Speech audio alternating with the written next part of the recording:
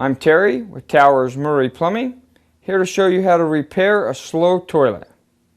On a slow drain of a toilet, first thing to find out is if it's the actual drain that's plugged or slow, or if it's in the toilet. The easiest way to do that, take about 2.5–3 gallons of water, pour it right into the bowl.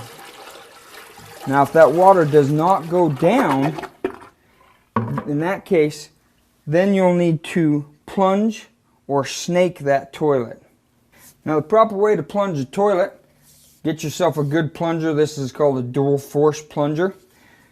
The first thing you want to do is get it started so it pulls some water into that plunger, and then you'll just plunge it back and forth to get that thing to move, that water to move down.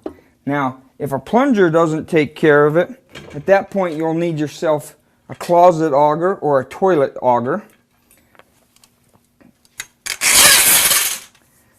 This one starts right down in. You get it started down the drain and then you twist it. Now when you pour the water down the bowl, if that did go right down, then your drain itself might be okay. The toilet might need to be delined. Pull that back, rinse it off. Hopefully your toilet now flushes. And again, I'm Terry with Towers Murray Plumbing. We've just shown you how to repair a slow toilet.